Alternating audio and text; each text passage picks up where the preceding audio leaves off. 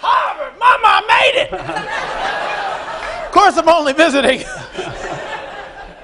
You have the mic. No, absolutely. Well, thank you so much, and thanks for the warm welcome. I lecture here every day, and I wish my students would greet me like this when I walked into a room. So perhaps you can come to one of my lectures and am I invited? Get the atmosphere. You're definitely get enrolled invited. In a scholarship or something? Well, no, I don't know about that, but never mind. but seriously, welcome everyone to this important forum, a conversation with Cuba Gooding Jr. and Rick McCallum. We are delighted that you are here, and thank you to the IOP, the Institute of Politics, for providing this space and for providing the space for these important conversations. We have leaders in all fields come here, from politics to the arts, the sciences, the academy, and we are delighted with our guests today, whom I shall introduce. But before I introduce our special guests, we have another special guest in the audience that I would like to acknowledge. We have a real-life Tuskegee Airman in the audience, Colonel Enoch Woodhouse.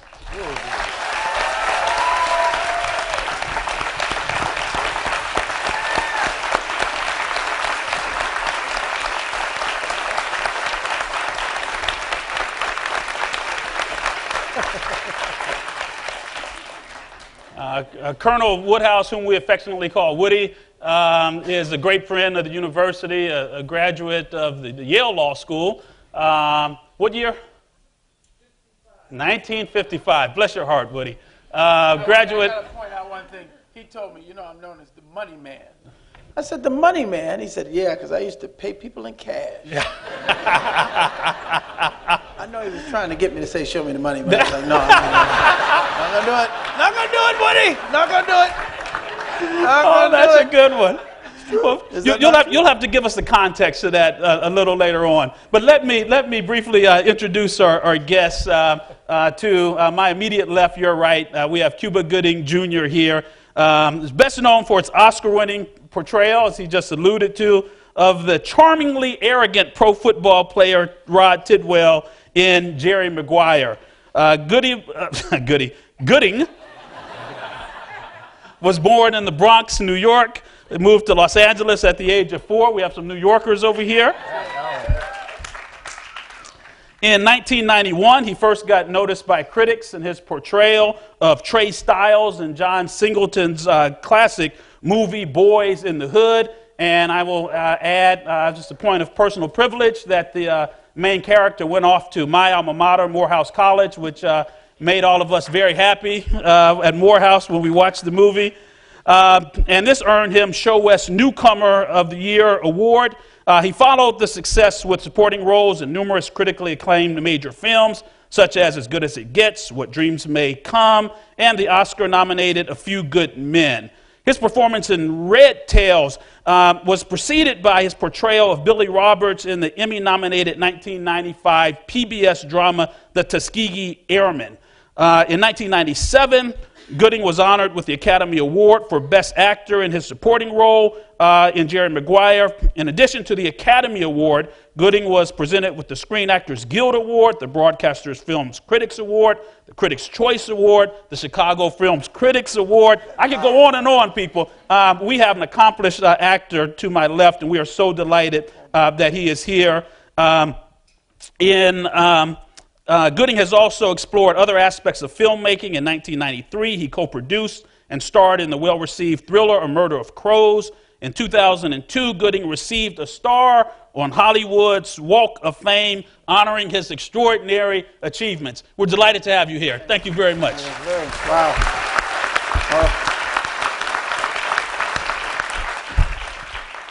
And next to Cuba Gooding, we have Rick McCallum. As the producer of 3 Star Wars prequels, The Phantom Menace, Attack of the Clones, Revenge of the Sith, Rick McCallum has helped bring to the screen some of the most successful independent films of all time.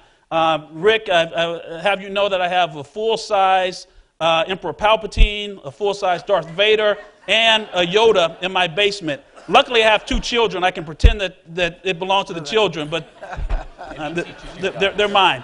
That's great. That's sad, but I mean, it's okay.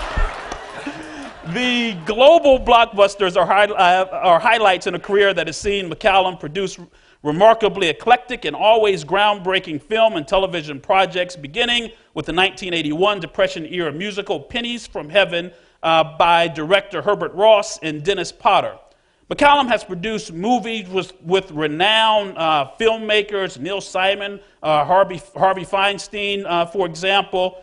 In 1986, McCallum re-teamed with Potter, serving as executive producer on the landmark BBC TV series, The Singing Detective. They worked together again in 1989 for BBC's 4-part Black Eyes. Their successful collaboration also brought to life Potter's acclaimed Dream Child, an unusual exploration of the creation of Alice in Wonderland, which won 3 BAFTA awards. Now, it was on the set of Dream Child that McCallum met Star Wars creator George Lucas. Several years after their first meeting, Lucas was preparing his first weekly live-action television program, The Young Indiana Jones Chronicles. And he turned to McCallum to produce the ambitious series, which was shot in 35 countries. When Young Indiana Jones wrapped, McCallum produced Radioland Murders, for which Lucas served as executive producer. During its production, Lucas confided in McCallum the plans for 3 new Star Wars movies. Together, the Star Wars films McCallum has produced have grossed more than $3 billion, that's with a B, dollars worldwide. Recognizing his contributions to the movies in 1999, Cinema Expo named McCallum its producer of the year. The McCallum-Lucas collaboration continues now with Red Tails, which, gentlemen, I saw the movie. It was a wonderful, wonderful movie. We are delighted to have you both here. Thank you so much. Thank you very much. Welcome to Harvard.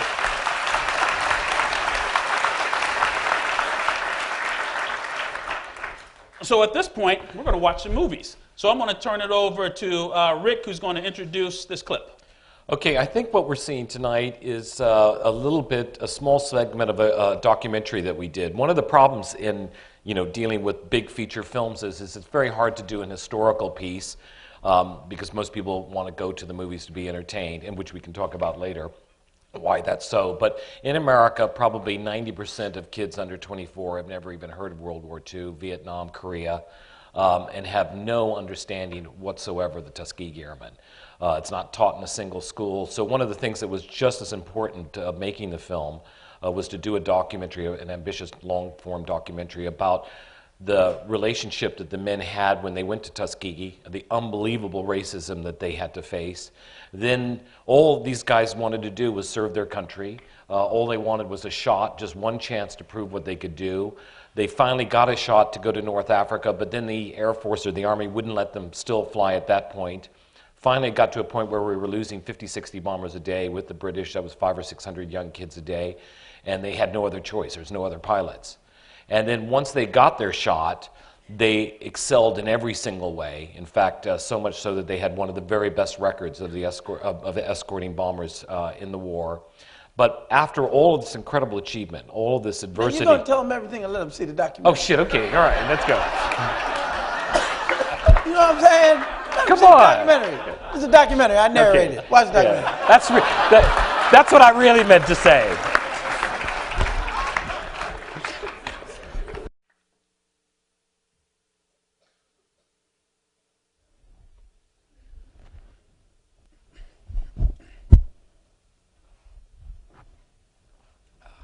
Wow. Well, that was great. Well, let's give it a hand again. That was a great clip. So, Cuba, why don't we start with you? So this is a weighty movie. It deals with a weighty topic, I should say. What does it feel like making a movie that introduces to an entire generation a history that unfortunately had been, to many, forgotten? Well, that was almost a perfect statement. Let me start again. The documentary deals with a lot of the weighty issues. But the film Red Tails is more like an amusement park ride because it has all the special effects and George Lucas's touches on it. But it still deals with some weighty It deals with issues. it absolutely does. I remember the first time I read that script to the first Tuskegee Airmen movie, having supposedly finished my education and having a firm grasp on American history and not knowing anything about the Tuskegee Airmen. The fact that these men and women, apparently, because it was an all-black fighter group, the 332nd Fighter Group in Ramitelli, Italy, but that they were all black, educated men and women fighting for our country. And it was a frustrating feeling not to know that we had such a positive impact on, during all the war efforts, not just World War II, but all the way from the Native American wars. It's funny because as I learn more and more about it and learn more and more about our contributions, I realized our curriculum back then didn't have an African American curriculum in history. They didn't teach it in the schools that I went to in the mid-early 80s. But it's just funny now that I realize I have two boys, 15 and 17, who are going to school. Kind of looking at this college too last week. That's all I'm saying. That's all I'm saying. Spencer Gooding. I got to pee. Spencer Gooding. Yeah. Spencer Gooding. Spencer James Gooding. But a lot of the education that I got, and a lot of these kids, especially kids who can't afford to go to wonderful colleges like this, they get through cinema. And they get through watching films and stories being told. And it was a shame. It has been a shame that these men haven't been recognized so many years sooner. And it's about time, It's about time to celebrate the contribution that we, as African Americans, have made to American history. And this film, like you say, it's weighty issues, but it's a celebration of just being an American. After 9/11, it wasn't cool being American in Europe. I traveled there and dealt with that thing. But we're we're a wonderful country. Well, Rick, let's pick up right there. So Cuba said it's about time that the movie was made, but it took a long time for it to get made. And as he pointed out, it really is an American movie. It's about heroes, which you've done well. Heroes fighting for its country. Why did it take so long for this to get funded? Well, to make it, I'll tell you, I had never even heard of the Tuskegee Airmen until George mentioned the story, and he had been told a couple of years before by a very good friend of his, a photographer. And for me, it was just a no-brainer, and for George also. It was this great story of adversity, a challenge that these guys had to go through. Unbelievable, as I was trying to say earlier before I was interrupted by Cuba. This incredible racism that they went through in Tuskegee, then this action-adventure part of this incredible experience that they had in Europe, but then when they came home, what they had to face. For a filmmaker, that is just, oh my God, this is like, blood to a horse. You just cannot believe that nobody knows this story because it's just a fantastic, film that you want to see more than anything else. But nobody else shared that opinion. In fact, once we finished The Last Star Wars, we actually started going back and trying to get the movie back together again. And at that point, we knew George very specifically wanted to do the action-adventure part. But nobody wanted to fund it.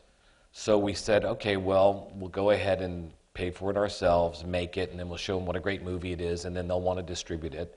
But sadly, once we finished the film and cut it and put it together, we took it to all the studios, and they still didn't want to distribute it. And that has a lot to do with just the fact that they don't really inherently believe that there is an audience for that. You can have a film that stars a whole black cast. They don't know how to market it. Most of the studios make 25 to 30 films a year. That means every 2.5 to 3 weeks they've got a new movie that's coming out, and they need to push a button. They need to be on the reruns of Friends. They need to be on Jay Leno. They need to be able to put a certain amount of advertising in the New York Times, which nobody goes to read. Nobody reads the movie. I mean, goes to the movies anyway. Reads the New York Times. So they just push their button, and that's how it all happens. And that was one of the struggles that we've gone through. But for us, it was always just a fantastic, terrific, incredible story of heroism, a great adventure story, and also a great way to kind of get everybody to say, God, who were these guys? Right. Well, you both have touched on a theme about the entertainment value of the movie, and it was remarkably entertaining. So one of this century's most significant philosophers, his name is Richard Rorty. He died a few years ago. And don't worry, we're not going to talk philosophy. I was about to say, brother. But we are here. I got to say something, right? I feel you. There's no way you can mix those two. He says, though, and I think it's quite true, that the treatise of a century ago has been replaced by the sitcom. That is the single most important transmitter of values in our culture is now what goes on in popular culture. So I'll start with you, Rick, and then come to you, Cuba. How do you strike that balance with a topic like this between what may be a tension between the teaching aspect of it, historical accuracy, and so forth, and the entertainment aspect of it? What are you thinking? What goes through your mind? Well, it's going to be heartbreaking for you guys to understand this, but the film cost about $60 million to make, and then you need another $35, $40 million to get it out. That's for the prints and the ads. So you suddenly have a $100 million movie. And in order to break even, you have to really do $200 million because you only get 50% of the revenue. So there's only one way to really do that in America and the rest of the world. You have to tell an entertaining story. You cannot tell a history lesson. As much as we would love to make, the Bridge Over the River Kwai version of this story, it's just not feasible now. We can't do a 3 or 4 hour version of the film. So it has to hit people. It's got to tap into the collective zeitgeist of America, and they have to want to go see the film because they want to be entertained. But that's not necessarily a bad thing because it really can, as you say, it is one of the most powerful forces on earth. I mean, no other industry, no software, no mineral on earth can still generate the same kind of revenues, but also attention to a topic as a film, as a popular film. What about you, Cuba? I read you got to know the Tuskegee Airmen, and you really get into the story and the characters. So what are you thinking about this tension, if it is a tension? Well, let me first say one thing. I mean, because Rick really put it to task about the main goal in Hollywood is dough. It's Greenism. money. Greenism, yeah, exactly. And a lot of these studio executives are motivated by their fear of making a wrong decision and losing their job. But there's one element that we have to recognize here, and we have to, take the moment to acknowledge, and that's George Lucas's passion to tell this story. Because not only did he put his own money up to tell the story, but he knew that, like Rick had said, you need to make it an entertaining ride for kids, because that's what he wanted at first. But then he thought, he would feel like he did an injustice if he didn't clarify the accomplishments of these great men. So he put together the Double Victory documentary. We just saw. Exactly. Now, I've been promoting movies for 20-something years now, and usually when you do a movie, you do 2 days of a press junket, you do a Jay Leno, you do, a few other shows. Everything happens like a week, maybe 3 weeks prior to the movie opening. This is my 3rd month of promoting this movie. Yes. We've been on no, but I'm not saying that to, but you little thing. Open in the pocket. No, but the reason why I'm saying that is because when George Lucas said to us, to Terrence Howard, to myself, to Neo, to all these other actors who have careers that we basically at some point had to put on hold to toot the horn of this, it was because of the understanding that he is so passionate and he will do anything he can to spread the word on this movie and putting his own name on the line, And a lot of the press has been focused on the fact that he spent like you say, some crazy amount of money because he wouldn't get it financed. And, if I had $1 billion and I had to take that much money out and do it, I'd probably be complaining too. So that's not my place to complain about it. My place is to focus on the fact that we need filmmakers like this to champion this story, and he did that. You know, he didn't say, well, I have another good friend of mine, Jerry Bruckheimer. I play ice hockey with him twice a week, and he's been trying to get this movie Lone Ranger off the ground, and they canceled that. Now it's going again. So these men who are these visionaries, they deal these great fights. I mean, this guy, he knows, he fights with the studio all the time. But this was a fight about something that would enable all of us, one, as Americans, obviously, because it's a great American story, but as African Americans to show their contribution to American history. And to me, it's like, it was a godsend. And it was born out of his passion to, like he says, he told these airmen after he did Star Wars, because he had watched some of the dogfights and gotten inspiration for that. And he said, I'm going to tell your story. And he was true to his word, all the way down to his own, What was the best thing about acting in the movie? Or even two best things if you don't want to narrow it. Oh, yeah, so many great stuff. I mean, my favorite roles are the ones where real-life characters, Radio, Men of Honor, Dory Miller, Pearl. When you have characters that you can follow and find truth in, and especially if they're alive, that's the funnest thing. So the research part is like the gig. That's the drug that we have because we're creating the truth of this person. So to have these men on the set every day telling us stories that they had to deal with during World War II was a treat. That to me was like the high that has propelled me. And this was in 2009 we shot this movie. Okay, we wrapped this movie and now here we are in 2012, finally delivering it to the people. So and we've had 30-something screenings. We had a screening, with Oprah Winfrey because she saw the movie and was so moved. She had her screening and she invited Tyler Perry, and then he saw it and then he had his own screening of it. So those moments, and then of course President Barack Obama at the White House screening it there. So I think those experiences are, like you said, there's not just one, there's a bunch. So in terms of telling stories, Rick, what was the decision with respect to the Tuskegee part of the story? So the movie assumes that the viewer, I think, knows sort of what the role Tuskegee played, Tuskegee University played in training and so forth, and it sort of takes off at a point in time when the group was formed and so forth. What about that part of the story? Why was that not foregrounded? What sort of decisions went into that? Well, I think one of the things we knew the film was going to be divided up to about an hour up in the air, an hour on the ground. And again, as I said before, one of the most difficult things is we struggled for years to make the Tuskegee, the European, and then the civil rights part of the overall context of the movie. But it was so unwieldy, it was so big, and it gets to a point where you realize that each one of those sections needs its own film to really properly show and tell people what was going on at that time. And we just didn't have the resources, we didn't have the money to be able to do that on our own. And also audiences had shifted from 1990. That you couldn't do a 3-hour, it was very difficult for us to be able to launch a 3.5 hour movie. No attention span anymore. Absolutely. So the idea was to get everybody interested in this part, have the documentary fuel the rest of the part. The documentary, we're very happy to say, will be in schools this year in September. It's being part of a huge campaign the teachers are embracing all over the country in high schools and junior high schools. So that part we figured, well, that'll take care of itself. And then if the film does reasonably well or well enough, then somebody can either do the prequel or the sequel to the film.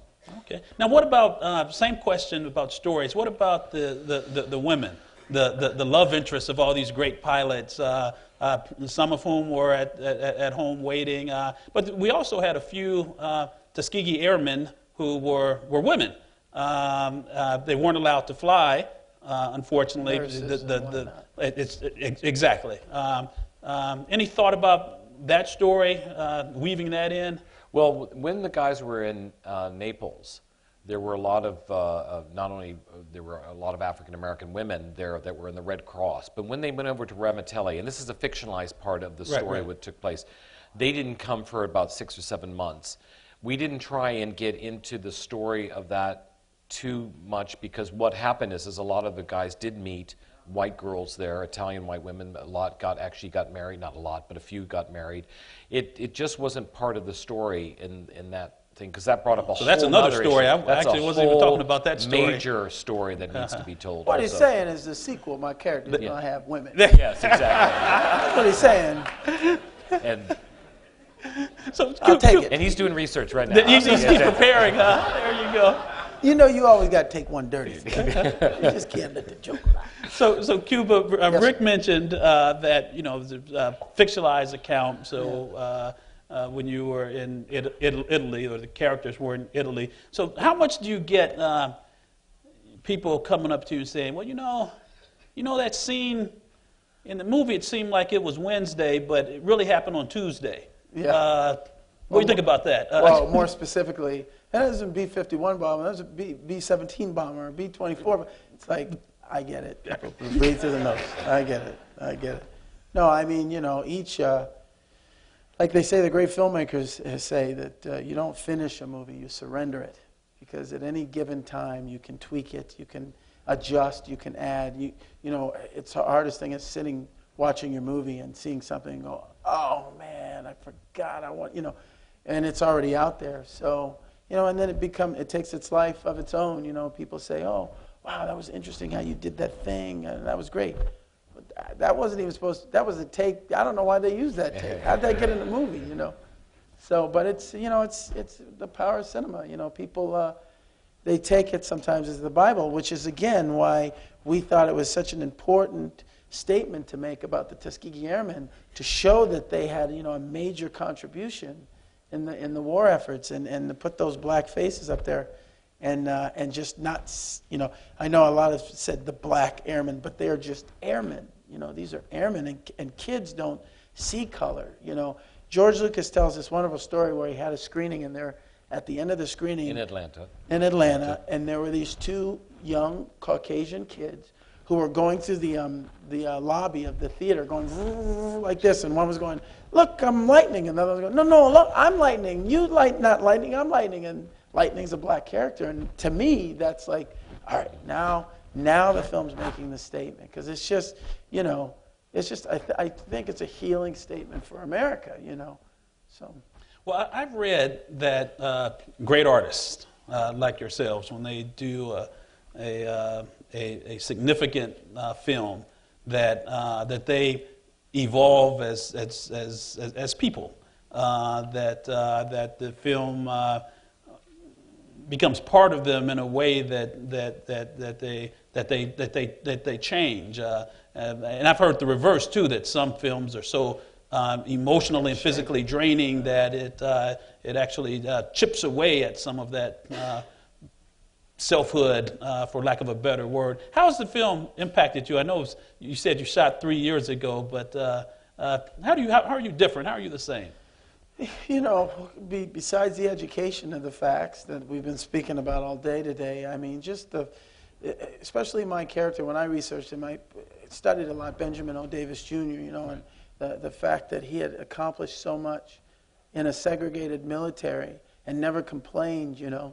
I mean, it's like these qualities are attractive to me in these roles, you know, especially having two sons and trying to teach them how to be men, you know.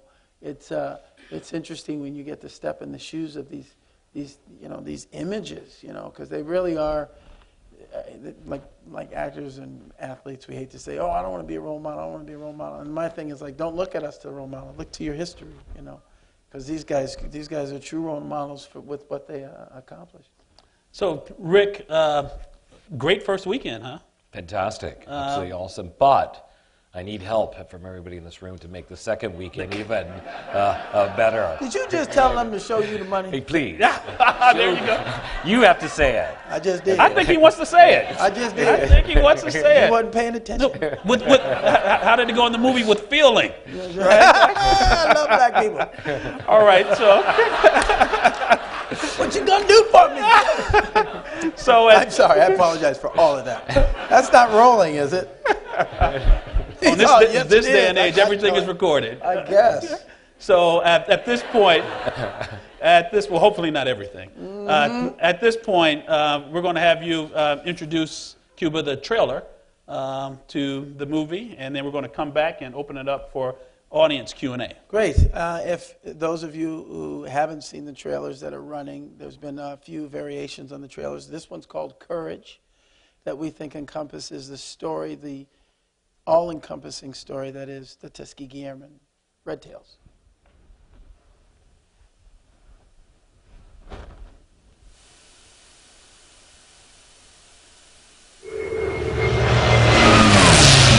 Well, look alive. Wouldn't want you to miss this war. We're given hand-me-down planes. I feel like I'm flying my grandfather's Buick. They got us out here using planes to mop floors, fellas. Get your head up, son. You're fighter pilots. Train, 11 o'clock. It's military. Let's give those newspapers something to write about.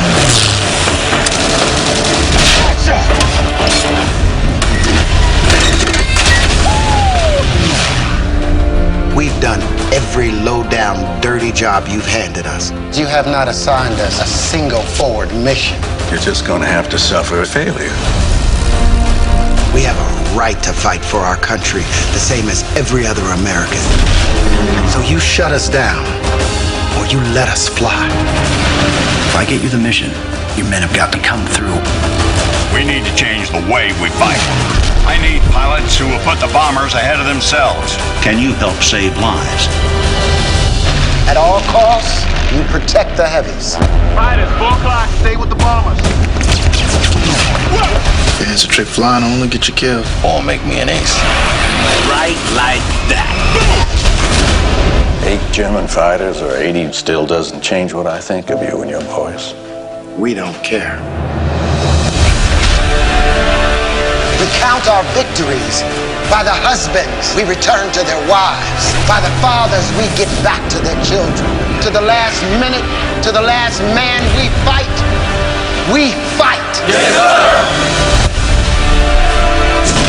Junior, get out of the plane! How you like that, Mr. Hitler?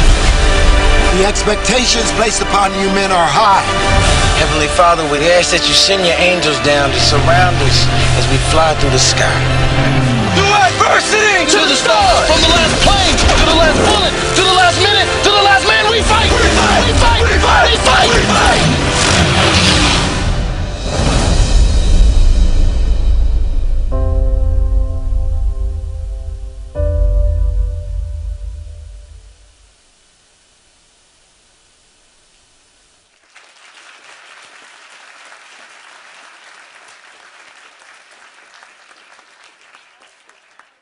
Up to the audience for questions. We have 2 microphones, and if we could start a queue. 4 microphones? Oh, okay. All right. So there are 4 microphones. I can only see 2, but I take it on faith there are 2 more. In the boxes. There we go. Okay. Let me preface this by saying we're asking you to ask questions. And I'm sure people have brilliant ideas and commentary and so forth, but we're blessed to have 2 people on the stage right now who are the panelists.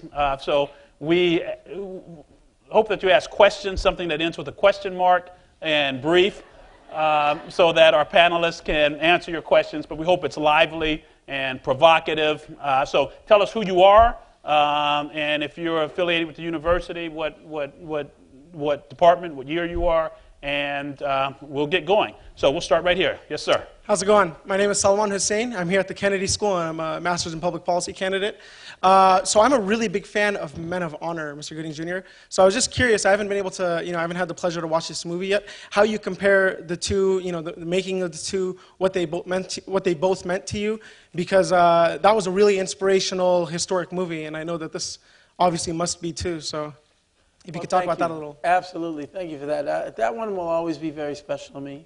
A lot of people think that Jerry Maguire is my most celebrated film, and it very well might be. I mean, it made a lot of money and awards and whatnot. But anywhere I go all over the world, that movie seems to have people commenting to me.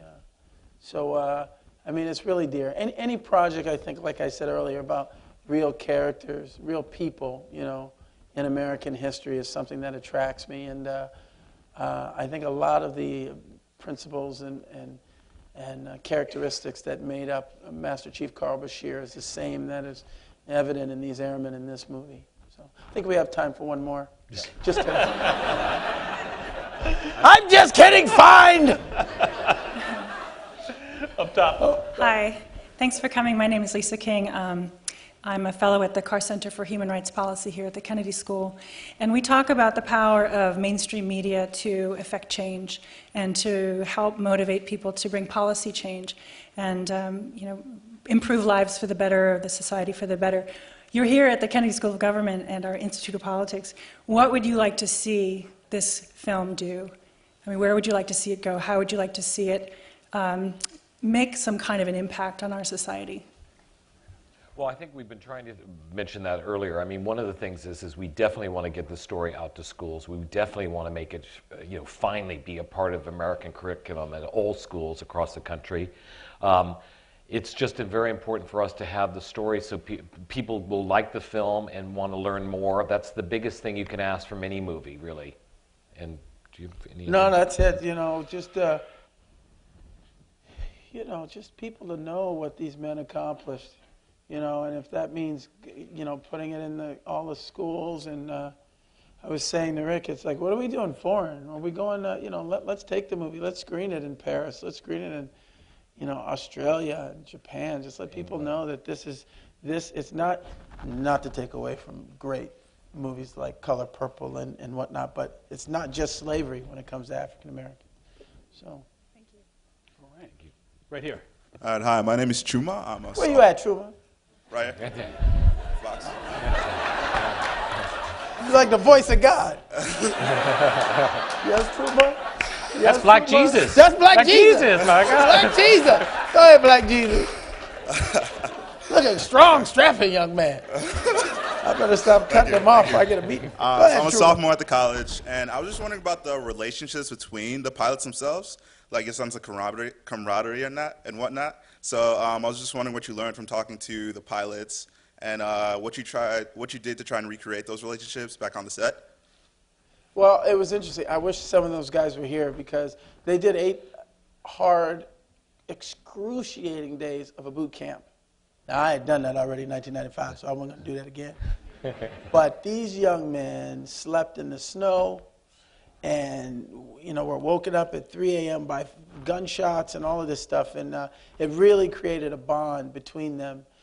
Terrence and I had been the old men on the set, so we had had a lot of experience. So we would sit around and just talk stories about, what it is to make a military movie and what to focus on and what not to get too caught up in, and to, because the one thing we didn't want is to push the words or to push the performances. Because, I remember that when I was reading some of these monologues that I had to give, I was weeping, and I was like, man, how am I going to try to say this if I can't even stop crying, But these men weren't emotional. They just did what they felt was their duty, And as we know now, it was heroic, but, if that seeped into my performance, then it wouldn't have gotten the points across. So it was just a lot of us talking and living in our space, and it helped that we shot in Prague in that abandoned Russian air base because we had no outside interference from anybody. It was just a group of guys who did a lot of stuff together. So.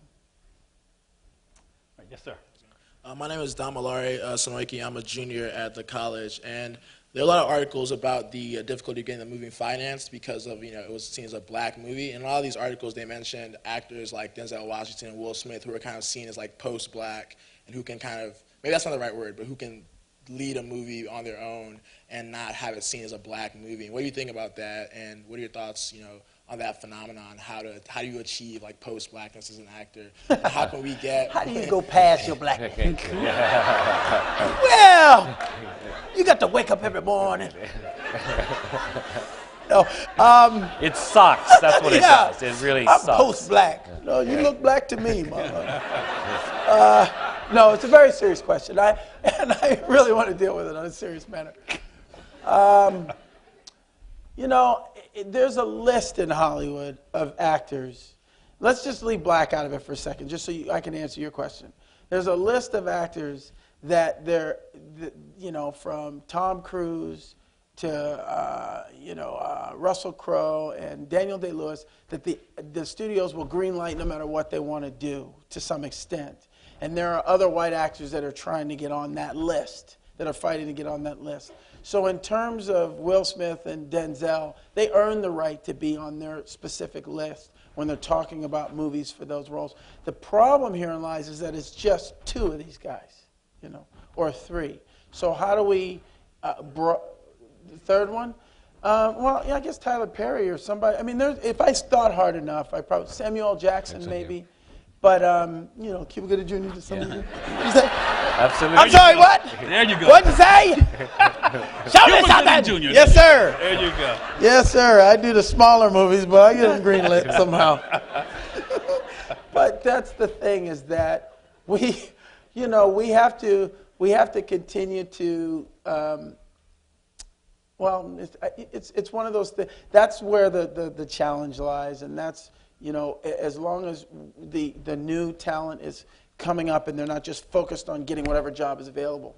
Like, I have to acknowledge Nate Parker and Elijah Kelly and specifically, and I'm blanking on his name. But these are 2 actors that are in our movie that have directed, produced, and films, and they're wonderful singers, and they're not just acting, they're doing everything. They're becoming triple threats, and so you can't deny them now. I mean, Neo is Neo, but Elijah Kelly did a music video with images from the movie that I think they're going to put out. YouTube. Yeah, it goes out. It's on YouTube now. Yeah, and it's amazing. It's amazing, and he did it all on his own. And I think that's the next progression, is if we just wait for them to give us roles, and them, I mean the roles that are out there. If we just say, oh, well, there's no blacks in that, then we will continue to be stymied. And we have to branch out and write. These guys are writing and do for ourselves. So. All right. Well, George mentioned it really last week when we were all together. He said, if we open up at 20, then we're in the game. We'll be able to hold on. If we can do 30 or 40, oh my God, by the second weekend, if you can get every single person at Harvard to see the movie, then, It's on my syllabus, Rick. Exactly, thank you. Then we've got a shot, because then other black filmmakers can actually come to the table with stories that they have that are so important to tell. But if we open at 60 or 70 like Twilight, shit, there'll never be another white person in another film ever again. So that's it. It's interesting. He did say one thing. I do have to acknowledge that we will have more roles available when we're telling our own stories. I mean, you got these guys like Steve McQueen and Lee Daniels and Tyler Perry. I mean, these black filmmakers that are coming and they're telling these stories. So the more that happens, the more that their voice is allowed to shine, then the parts will make themselves evident. Thank you. All right, we'll stay here and go back around the other way. Hello, my name is Fadal Anthony Moore. I'm a freshman here at the university. And the question I had was, well, you talked about, the greenism in Hollywood and how philosophy is all about the dough. And I got a chance when I was in high school to study the movie The Patriot. And one thing my teacher had us do was list all the things in there that were false, or that they left out of the movie, or the things that were just purely anachronistic. And I know that you did a lot of character study and a lot of research before you did the movie. And I was wondering, is there anything that you came across that you wish was in the movie that didn't get there, that you think people should know? I'm not going to tell you that. When you see the film, we'll talk about it. Yeah. Buy the DVD. We'll put it in the extras on there or something. I think if there was one thing that I wish was, there was a great love story between Jasmine Sullivan and one of the airmen, and she's a singer, and there was these speakeasies, so to speak, in Italy that used to hang out, and I think that love story kind of got lost because of the grandioseness of the story that they were trying to tell. So, but sequel, DVD. Sequel. That's it. You? Yeah. DVD, I think. Yeah. DVD. Okay. Thank you. Yes. Hi. Hi. Ooh. Hi. Definitely. How are you? Okay, Ana Cristina. I'm a visiting scholar from Columbia, and don't sleep on Columbia. For your kids, on. for your kids. Right on. PTW. Okay. So, first of all, I just want to really say thank you. I study linguistics and social enterprise, and I just feel like Mr. McCallum, you're definitely like a social entrepreneur of this film industry when I see this film, and I feel like this is an epic moment, everyone. You know, it's so epic because you're fighting for a movie, and so the question is, what's the question? The question is, anyways, thank you for coming, thank you for doing this, I love you all, and the question is, not that I want to get political, but we are at the Kennedy School, how do you think this film can impact the election? How do you think it can impact the election? Maybe how can it be used to inspire the American people? Well, we just had a screening with Obama last week. That's right, at the White House. And trust me. That's right. He is the only choice we've got. I mean, he is the most awesome guy. But did anybody see the debate last night? Did you guys see the debate last night? That is some scary shit, man. I mean, it's really unbelievable. Whoa. Oh my goodness. You know, just the airmen fought valiantly. I think it's stories like these that unite us as a country, and we can't overlook that. And the politicians would be smart to hook onto a film like this, as President Obama did. Yeah. That's why he's so damn smart. But it's up to you guys. Seriously, I'm going to get very maudlin now, but it's up to you to really change this stuff because, whoa. Yeah. You're the only people who can do it. We need fresh voices, man. Well, here comes a deep, thoughtful, and profound question because this is one of my students up next. Hi, Ron. He's my housemaster in Winthrop House. My name's Kayla. I'm a junior at the college, and Cuba, you're in a very unique position where you've done 2 movies about the Tuskegee Airmen, one of them being a documentary over at PBS, and now George Lucas's film with it being action and adventure. And I was hoping that you can tell us about maybe the differences in the stories and how it was being told and portrayed.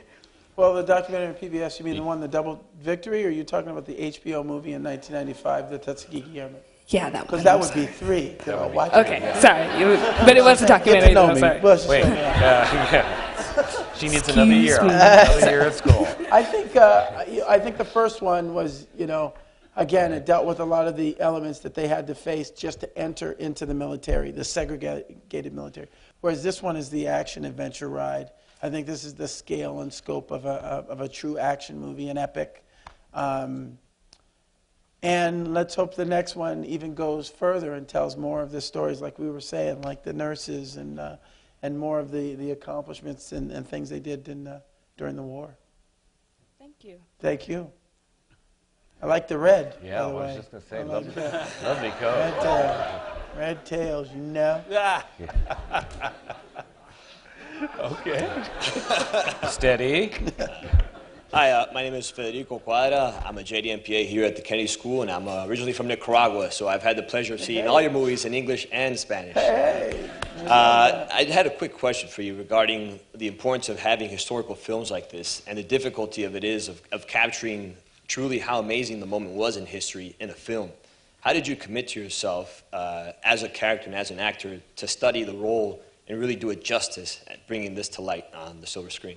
Well, again, we did a lot of my first introduction was 1995, and then we actually shot in 2009. So I had all those years to gather my information. And being that we shot this in the Czech Republic in Prague, not a lot of black people in Prague. So it wasn't like I was going to go to the community there and say, and do my research on all the plethora. No, I had to go on the set and sit with these airmen that were there and just pick their brain for 4 months. And then just hope that it seeps into your soul. All right. So we'll stay here and then work back around. My name is Nathan Dial. I am a second lieutenant in the United States Air Force. Hey. Thank you. I'm currently serving as a student here at the Kennedy School. That's all right, man. You ain't got to be shot at to be appreciated. Now this actually explains a lot. I see this young man in my gym And He's strong. if I do 10 push-ups, he's doing 50. And I'm looking like, my God, I can't keep up with this guy. But anyway, go ahead. No pressure. Yeah, no pressure at all. Now you're in my territory. So the Air Force is having the first ever reunion of all the African American graduates of the Air Force Academy this summer in Disney World at one of the resorts there. And on behalf of, as a graduate, I think I have the ability to extend an invitation to you all and the whole crew to please come down, do something down there at this reunion, because I think with this movie being so monumental, your presence and your story and your ability to question those people that'd be great. Would be amazing. When is it? It's June 12th, I believe, is the date. 12th to the 15th is when it is. We'll crack that. So definitely if we can talk afterwards and give you the information. Would you be willing to consider it? Yeah, absolutely. Yeah. I'm saying all this. That's the question. Absolutely. Another one of my students. Go ahead. Okay. Hi, my name is Sasheda Mwanza, and I'm a junior studying filmmaking at the college. And what I wanted to know is, how can young people, aspiring filmmakers like myself, especially African American filmmakers, break into the industry, promote and market our ideas when people such as George Lucas are really having a hard time? Oh, thank you. Give it to him. Give your resume to him. Call him. That's Yes, the producer. my name's Sasheda Mwanza. I'm free over the summer if you need an intern. I'm right here. You go see the movie, take 10 friends, he'll get you a job. No pressure.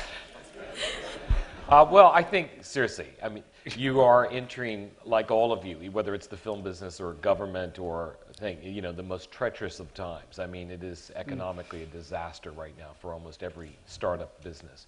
But the most important thing is I know you guys have to make money and you have to look at yourself because you've just cost your parents a fortune or yourself a fortune being here. But the truth is you've got to love what you do more than anything else in the world, because the money will never be enough, and it'll never get you to the place that you need to do right now for the next 10, 15 years unless you are ready to give up everything. And the truth is, whether it's in the film business or government or anything, if you don't give up your 20s, you're going to have a lousy 30s, 40s, and 50s. If you give up your 20s and you are just totally focused on the stories that you want to tell, what kind of filmmaker you want to be, how you want to be able to express yourself in the most fiscally responsible way, which means cheap, then you will get your stories made, because right now is also the best time to be able to go out on the web with a film that you've shot. It's just never existed before. Finally, we have the bandwidth to do it.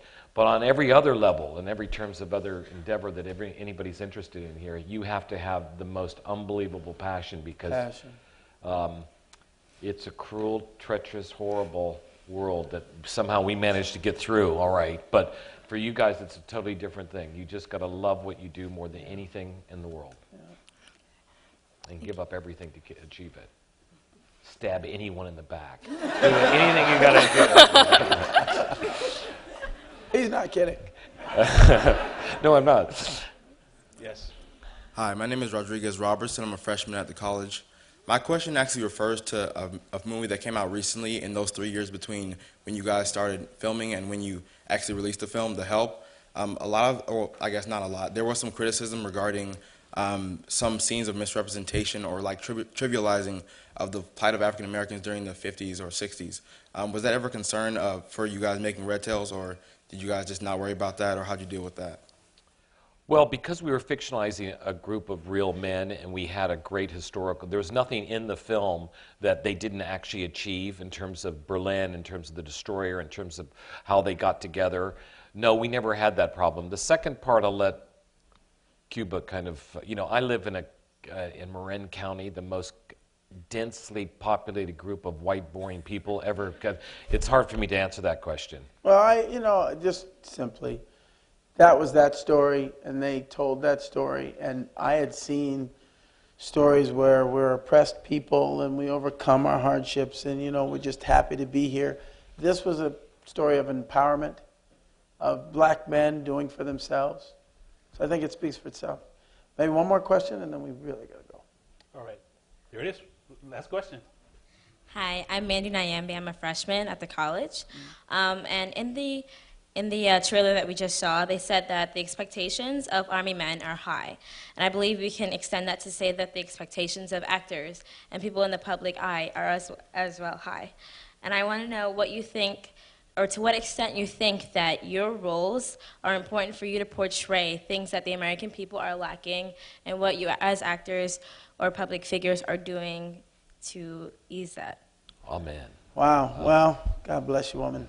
You know, I can't really speak for other people, but I know movies like this that uplift our military are one of the things that get me excited about creating a character.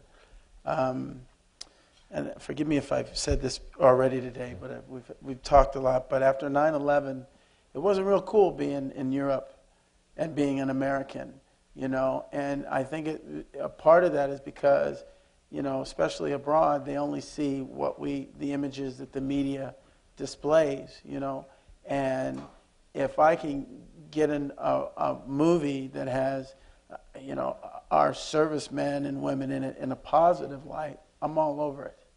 I'm all over it, and I'm actually, it's one of my focuses. Because no matter if you're Republican or Democrat or any of that stuff, what pisses me off when I hear the debates is when they talk about the military, and then it's like, oh, well, then you have to be Republican or whatever it is. It's like these men and women are fighting for our freedoms, and I believe that, yes, we have bad people and good people in every faction of our military, but ultimately, this is the greatest country in the world, and it's the greatest place to live, and any way you can to defend that, I will, and that's all I got to say. Thank you. Smooth. Well, with apologies to those in the queue, we have to wrap up, but we have Colonel Woodhouse very briefly. Well, I wanted to thank the Harvard audience here, which is unusual to get such a varied group for such an important event. And I must say that I've enjoyed both of your performances today, and they were all different. And Master Winthrop, I wish you would present this to Mr. Gooding, please. Is it a check? Yeah. It's a check from me. Oh, is it? Yeah. Sure is big. As the Master of Winthrop, you do the honors, but I wanted you to have the honor of presenting something special to Mr. Gooding that he has never seen and never will receive, and it's free. Well, that's it. Mr. Gooding. Thank you. My pleasure. I'm curious. Me too. Oh, wow. Here, why don't you grab it like that. Wow. Look at that. It's beautiful. That's beautiful. Thank you. Thank you. That is beautiful. Now, Mr. Gooding, I must say, as a military man, yes, sir. You are out of uniform. You should be wearing a red necktie. Uh-oh. Well, this is kind of red. No. It's more like burgundy. So this is my Look at official that. Thank you. Tuskegee. Wow. Thank you very much. Oh, man. I honor that. I honor you, sir. I honor you. Thank you. Thank you, sir. Be careful, wow. too. Yeah. Thank God. Wow. And whenever you go presenting this fantastic movie, I want you to see you have an official Tuskegee Airman's necktie. It's red, and it's not crimson. It's red. Fantastic. Thank you. All right, thank you. Sir. Thank you, Eddie. I love it. Thank you so much, sir. Thank you. Yeah, we really appreciate it. Great. Thank you, everybody. Thank you. Thank you. One quick photo.